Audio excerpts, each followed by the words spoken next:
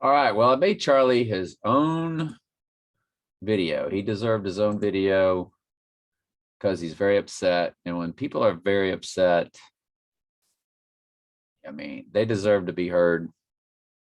I don't just delete unless we've been over it enough and, we've gone over stuff. So Charlie Brown is very upset. It's 19 minutes where I really try to put things in perspective. I mean, let me tell you what the Bible's about, what Jesus is about, because Jesus is the truth. So let me tell you what the truth is about. All right, hang on just a second. You have to understand, and we'll go over what Jamie said too. She had something to say about Charlie's situation, and she might have more to say as she goes through it. But anyway, I want you to think about this 3-verse passage here. This is Jesus speaking. Think not that I come to send peace on earth. I came not to send peace, but a sword. Now,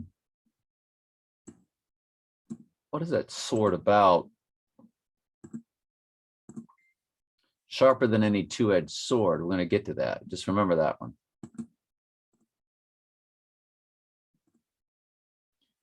For I come to set man at variance against his father, and the daughter against her mother, and the daughter-in-law against her mother-in-law. And a man's foes shall be they of his own household. Let's go to Jesus again. If any man come to me and hate not his father and his mother and his wife and his children and his brethren and his sisters, yea, and even his own life, can't be my disciple unless you. Now, is that an emotional hatred to the person? No. But your spirit has to hate on their spirit. You have to hate on the negative things against the truth that they do. There are Christians that literally will say, well, I know Christmas is pagan, but I do it for my mom. I do it for my children. I do it for my grandmother. No. No. You got to hate on them.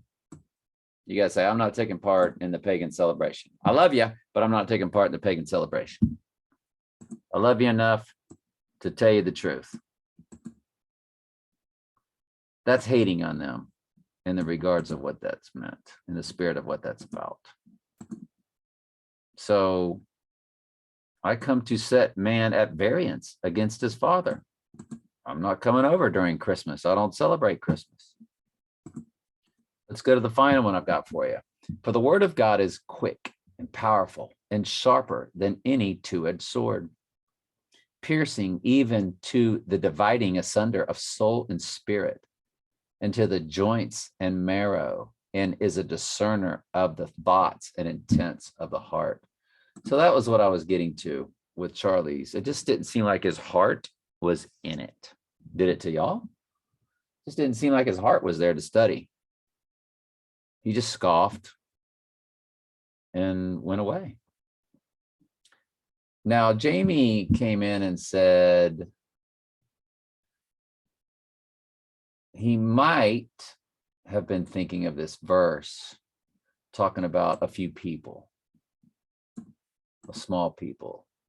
And you look it up in the Greek, and it transfers over to like a few.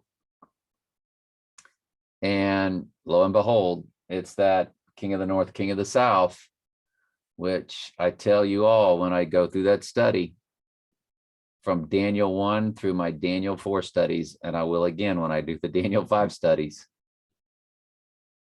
That's the toughest thing in the world to understand. You got the king of the south and the king of the north. And everywhere in here that's blue or green, I went through and tried to decipher which pronoun is north or south. And I think the daughter of woman corrupting her is corresponding to the king's daughter of the south. I think it might be a retelling of that. I'm not sure. But one thing I will tell you, I'm not dogmatic about any of this. This could all be about what happened after Daniel and before Jesus came. This might be something that already took place. Because there was also the destruction of Israel.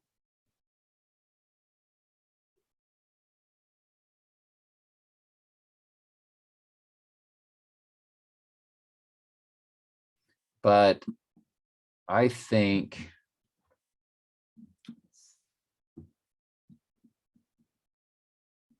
also in the first year of Darius the Mede, even I, Daniel, stood to confirm and strengthen him. And now I will show you the truth. Behold, there shall stand up yet 3 kings in Persia, and the 4th shall be far richer than they all. And by his strength through his riches, he shall stir up all against the realm of Grecia. So you're talking about the Medes and the Persians being transferred over to the Greek Empire. And the mighty king shall stand up that shall rule with great dominion and do according to his will. And when he shall stand up, his kingdom shall be broken and shall be divided toward the 4 winds of heaven, and not to his posterity, not according to his dominion, which he ruled, for the kingdom shall be plucked up, even for others besides those. I'm telling you, I'm already confused. I tell everybody when I read this, it is the absolute most confusing thing. Every time I go over it, I tell people, this is the part I just am not dogmatic about. I'm not sure what's going on. You got the king of the north, king of the south. And I should go through and do the pronouns in the New Living also. I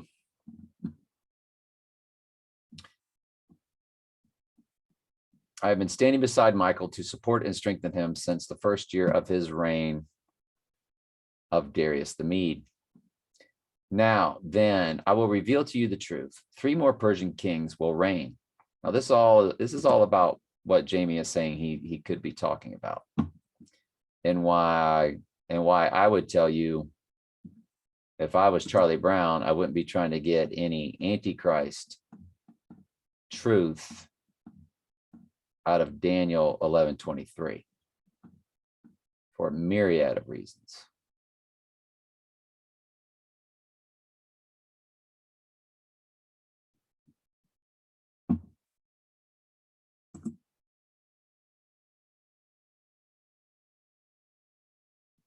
So let me get rid of that.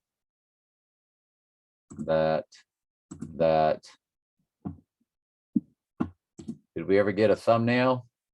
I didn't plant one, so hopefully something. There we go. Hey, I love that thumbnail. Woo. That's the quote from even the very least thing, to the free will of man, he knows nothing. I like it. I like it. That's good. We'll take that. So let's get back to what Jamie is possibly saying. What all this is.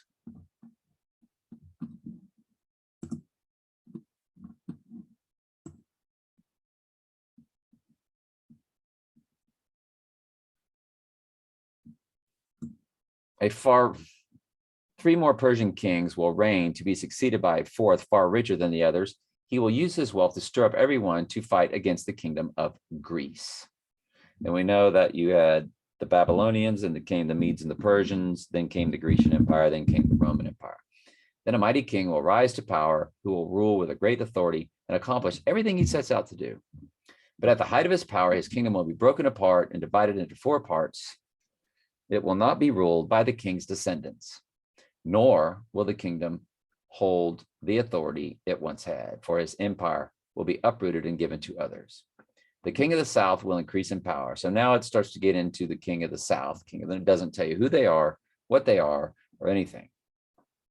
It is absolutely crazy. And when I broke it down here, I highlighted everywhere where it said king of the north, king of the south, and I tried to add in the pronouns. You know, like the he is talking back about that. So, and then you come in here, and I'll tell you, I got lost after a while. My eyes started crossing. I got very dizzy. And I'll just explain it to you. He shall also set his face to enter with the strength of his. You can't even see them all. These pronouns are everywhere. This whole kingdom and upright ones with him, thus shall he do. And he, this is a different he, this is the king of the south, shall give him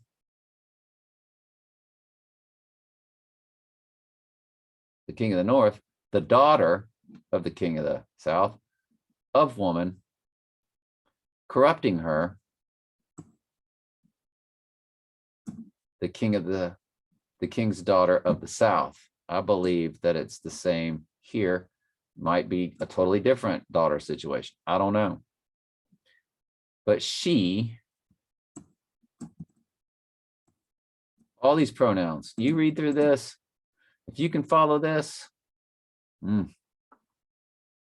of women corrupting her, but she shall not stand on his side, neither be for him. After this, he, who he?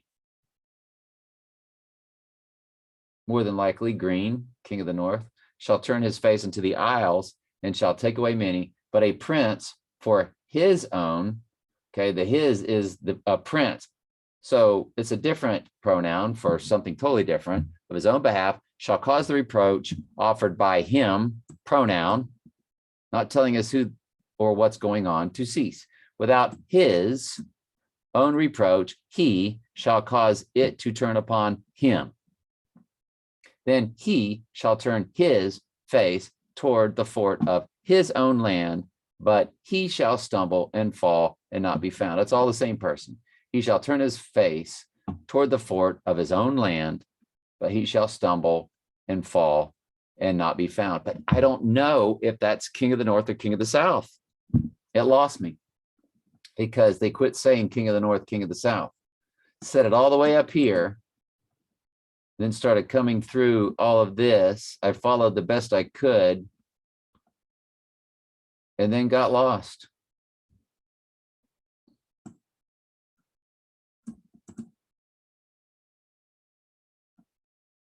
Then shall stand up his estate, a raiser of taxes in the glory of the kingdom, but within few days he shall be destroyed, neither in anger nor in battle. Who got destroyed? And in his estate, who shall stand up a vile person? Are we talking about the Antichrist? I don't know. To whom they shall not give the honor of the kingdom, but he shall come in peaceably and obtain the kingdom by flatteries. Could be the Antichrist. In other words, it's kind of like a deeper story behind the story that's we'll never really see happening in the news or anything. I don't know. And with the arms of the flood shall be overflown from him before him, and shall be broken, yea, also the prince of the covenant.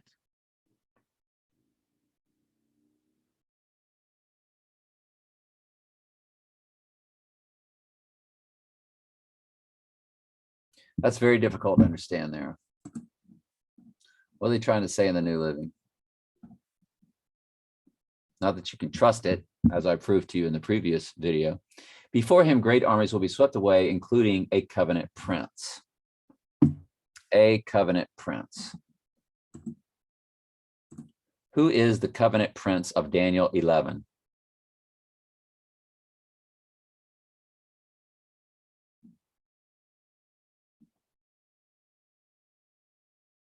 This was Onias, the high priest, who was removed, but put Jason in his place. Commentaries, Bible Hub. You can read these all day and not know if any of them are telling you the truth. The rendering of the LXX is a very wide of this, and the broken arms he shall break before him. It's much shorter than the Masoret from the old Hebrew text. Yet the contradictory assertion that arms already broken are broken before him is conclusive against accepting the evidence I mean, good grief. I'm telling you, you can get involved in this all day and not be able to prove nor know what in the world is going on. I keep things very simple. When I became a head football coach, I clinicked with other head coaches. They said, keep it simple. Teach what you know for sure and make sure you do it right. Run certain amount of plays over and over and over. And what did LSU beat Florida with? The counter the whole game, even though it was staged and faked. It was one play the whole game. The counter couldn't stop the counter. In the back of the Lombardi days, it was the Packer sweep. They ran it to perfection. They ran it all game long. Nobody could stop it. Same play over and over. Find something you do well and do it. They can't stop you. That's rules in football. I teach what I know. When things get ambiguous, I believe in my spirit that the Holy Spirit is allowing it to be ambiguous for a reason. If he wants it ambiguous, let it be ambiguous. If anybody can come to me and dogmatically tell me what Daniel 11 is about, and they want to offer a little bit of proof, that'd be great. Love to know, because I'm tired of not knowing. But I can't promise you that I'll just accept what you're telling me. I might say that sounds good. I'm still not 1,000% that you're right. You know what I mean? After this, he shall turn his face. So we started getting lost, right? And we got to 22 where I got lost. Before him, great army, including the covenant. We're trying to find out who the covenant prince is. Couldn't find out. I mean, we read that whole thing, but nothing about the covenant prince. I think I saw covenant prince in there somewhere. Here it is. Because the Jewish high priest at Antioch did not sustain the relation of a prince of the covenant, but also because the murder was perpetrated without previous knowledge of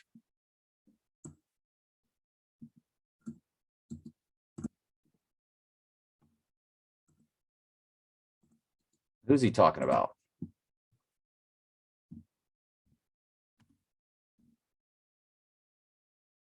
Well, that's one of the 7 kings, isn't it? When Trump's comparing himself to the 7 kings.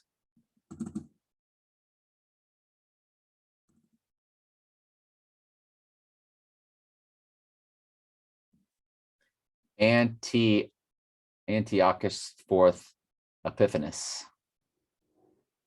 Napoleon, Alexander the Great, Donald Trump are all cut from the same cloth. Pizza Hut commercial. And there's that guy that they're saying that's who they're speaking of.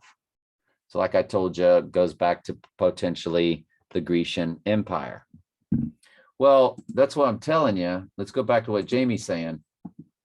Daniel 11:23, with deceitful promises, he will make various alliances. He will become strong despite having only a handful of followers.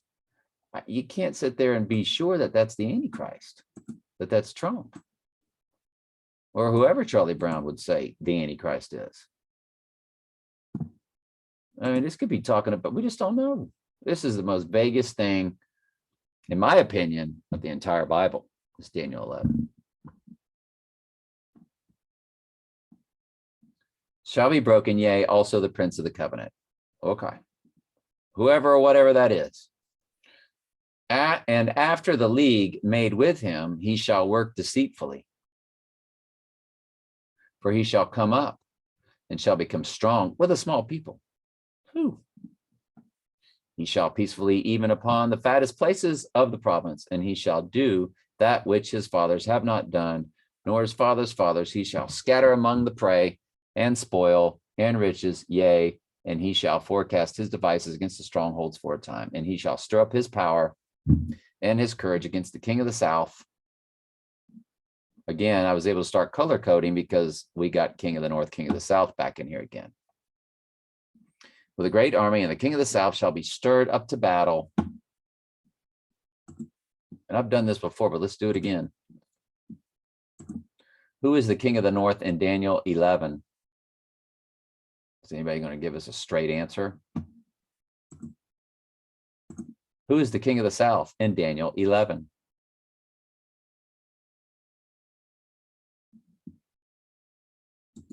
Got questions, wants to tell us. Got questions, wants to tell us. Who is the king of the north in Daniel 11? Who is the king of the south in Daniel 11? The king of the north mentioned in Daniel 11 is actually a series of Greek kings in Syria. Okay. I mean, I think that these are things that took place. That's why when I do it in my studies, I just read it in the New Living and read right through it and don't even try to do much with it. Here are some key terms to remember. North equals Syria.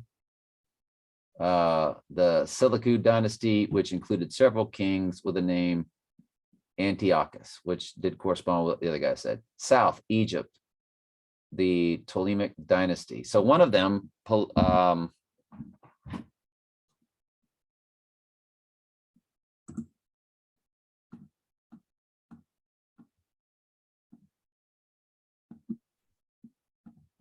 now, somewhere in here, it gets into the Antichrist is the way I've taught it.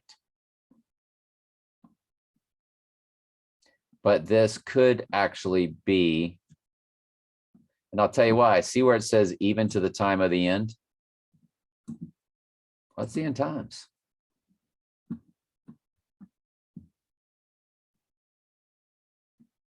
For ships of Cheatham will come against him, therefore shall he be grieved in return and have indignation against the holy covenant. Now you're getting back into the abomination of desolation again. So shall he do. He, who's he? King of the north, king of the south? I don't know.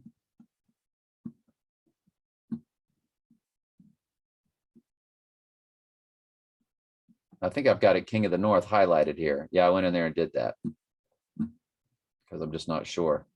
They shall pollute the sanctuary, take away the daily sacrifices. There's the abomination, and shall place the abomination that make it desolate. Again, so Jamie, if you're saying that that's the abomination of desolation, if you're telling us that 23 is about the Antichrist, the small people, then you're saying that the abomination of desolation is done by the Antichrist. By proxy, that's what you're saying. Now, I don't know if you've made a comment based off the study I did with you earlier.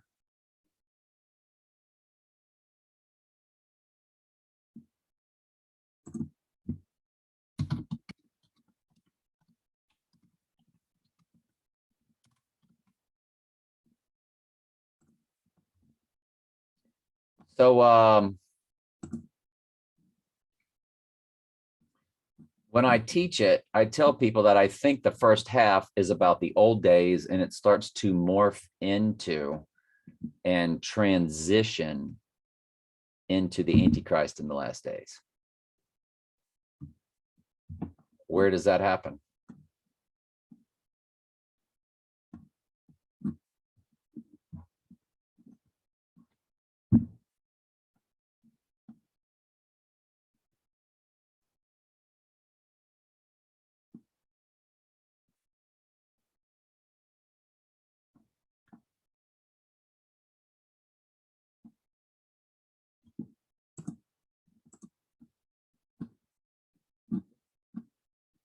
Because you still have king of the north, king of the south. Does the Antichrist spiritually morph into the king of the north, king of the south through this process? Or is this story all about the old times when Israel was raided in the Old Testament and there was an abomination of desolation that took place in the Old Testament days also that Daniel is speaking of here? I would assume after Daniel.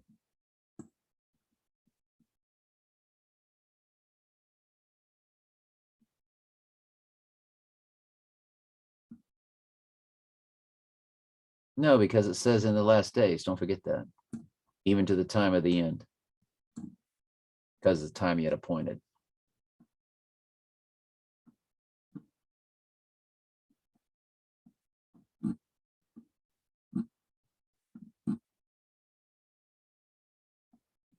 And this is, and I tell people all the time at 11:35, and they that understand as sheep among the people shall instruct many, yet they shall fall by the sword and by flame and by captivity and by spoil many days. Now, when they shall fall, sheep, they shall be holpen with little help, but shall cleave to them with flatteries. I don't understand what that means. I should not even highlight that because I'm all lost again. I don't even think I can get rid of it. This thing's so tricky, man. I shouldn't have highlighted it. It's like you can't unhighlight it. Yeah, you can. There it goes. You have to play with it. But many shall cleave to them with flatteries. Now, this is talking about sheep again. And some of them of understanding, that's sheep, we have understanding, we have God's wisdom, shall fall to try them and to purge and to make them white. That's what the end times great tribulation is for, even to the time of the end, because it is yet for a time appointed. The king shall do according to his will. He shall exalt himself and magnify himself above every god, and shall speak marvelous things against the God of gods, and shall prosper till the indignation be accomplished, for it be determined shall be done. Neither shall he regard the God of his fathers, nor the desire of women, nor regard any God, for he shall magnify himself above all, but he shall honor the God of forces, who is Chibel. We've been through that many times. It's Chibel, that who is, what is it again? It's Chibel. Golly. Cybernetics. The god Chibel is cybernetics. Chibel is cybernetics.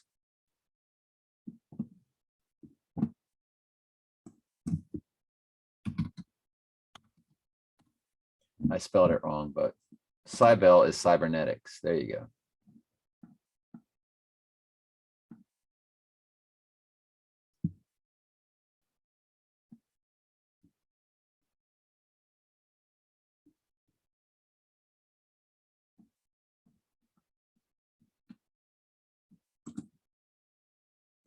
What is cybernetics?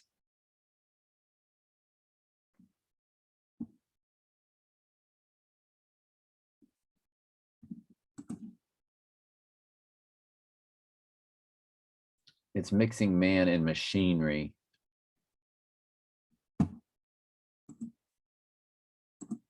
Cybernetics is mixing man and machine. The cyborg, a portmanteau of cybernetic and organism, is a being of both organ, and a cyborg is essentially a man machine. What is the concept of cybernetics? The study of control and communication in the animal and the machine. So I can't find the old definitions, but you can still find the truth in there. But it's the mixing of man and machinery. And that's what he's honoring the God of fortresses. The God of fortresses is Chibel.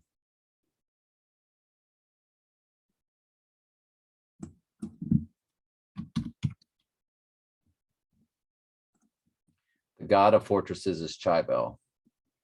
Chibel, mother of the gods. Chibel, the ancient Pyrigian mother of the gods, a primal nature goddess worshipped. It's Mother Nature. And that's what it's all about. The God of fortresses. The word fortress. She's got the thing on her head. Chibel by Dr. Anthony E. Smart, The God of Fortresses. There you go. I knew I'd get to it eventually. It takes longer and longer because they, the ghost in the machine Cybele was a Greco-Roman goddess. Caverns and fortresses. The god of fortresses is Cybele. Let's look at images. And that's her. She's got the fortress on top of her head.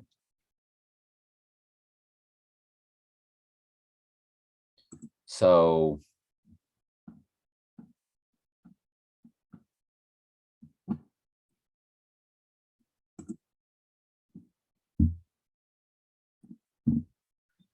anyway, that's where we're at, is somewhere along the way,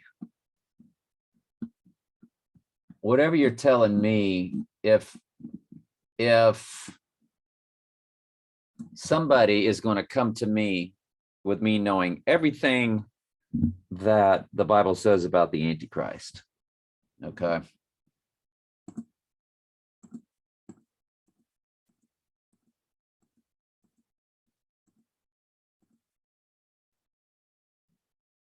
Knowing everything the Bible says about the Antichrist, beast out of the sea. Revelation 13, King James Version, Bible Gateway.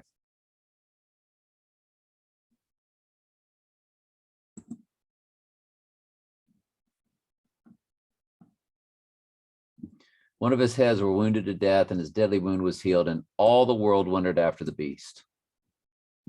So all the world is going to wonder after the beast.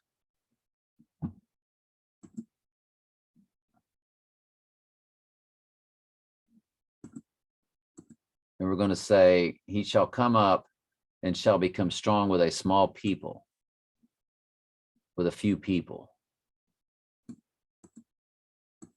Well, we know the whole world wonders after the beast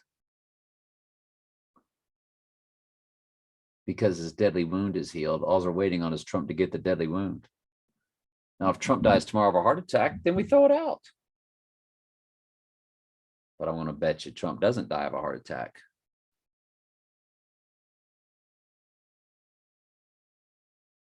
I'm going to bet you Trump doesn't die in a helicopter crash.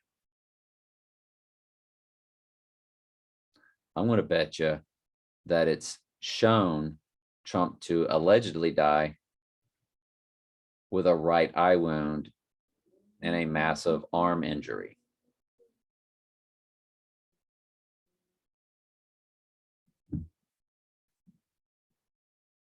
So whatever's going on in Daniel 23, if that's Charlie Brown's Bible verse, which I don't want to speak for Charlie, Jamie is suggesting it. I just, I don't know how to make sense of it. That right there means the Antichrist comes from only a small group of people. So it couldn't be Trump because he has, you know, right now, everybody loves Trump. We showed you how they loved him in India, how they loved him in Italy. They made that big float, you know. The whole everything in the on TV, every movie, everything's about 88. Everything's about Trump. And his name comes to 80, you know, comes to 666 in gematria, and 666 comes to his name in gematria. And he's hearing his own name because the horn is the Antichrist. So that's the other one. When you want to look at Trump, that fits perfectly with Donald Trump, is you go to Daniel 7, and it's all about a mouth speaking great things. And that's not even until, that's when he returns as the Antichrist. He'll have a mouth speaking great things. He's already got a mouth speaking great things. And maybe the mouth speaking great things is before he's the Antichrist. But I doubt it. I think that's after he returns as Antichrist, because he's blaspheming God in the temple. So it's the mouth speaking great things. But he's already, you know, speaks great things. Lock her up. We're going to bomb the SHIT out of him. I mean, he's always had a mouth. Nothing is halfway. Everything is polarizing, amazing one way or the other. So we know that the horn, the Antichrist, makes war with the saints. If he's doing that with just a few people, I mean, I don't know what to make of Daniel.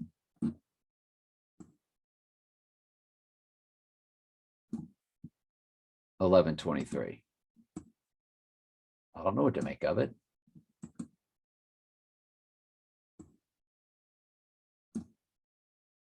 I mean, when he rises back up behind the scenes, is there only a handful that truly see him risen from the dead? But that's all it takes. And from there, it just grows because he's got the spirit of Satan indwelt in him. And from there, it grows. Because is it just he and a handful of followers that are able to enter the richest areas of the land? Then he will disrupt among the following, plunder and wealth. I mean, I'm just telling you, Daniel 11 gets very confusing. And only towards the end do I understand that it's the end times and the Antichrist.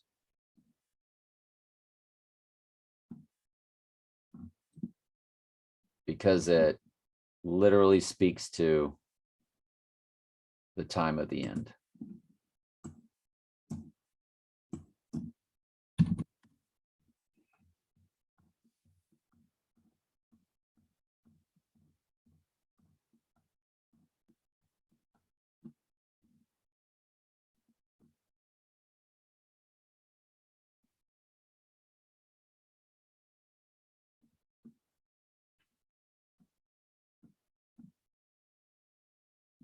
Even to the time of the end.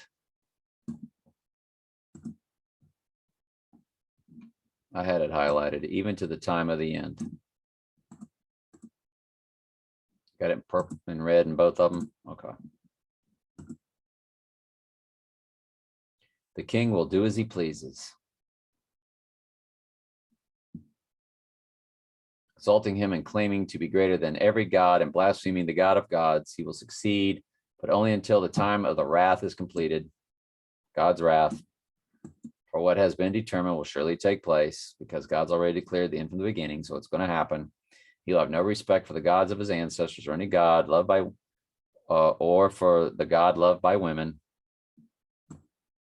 or for the god loved by women is how they word it, which would be the divine feminine, or for any other god, for he will boast that he is greater than them all.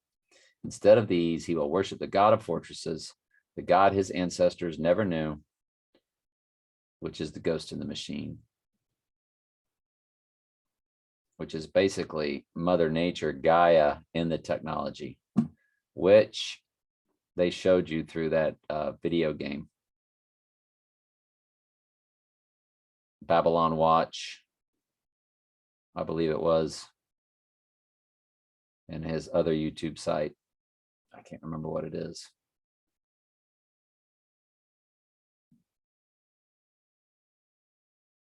Anyway, love y'all very much. Thank you, Jamie, for helping out. It's tough stuff.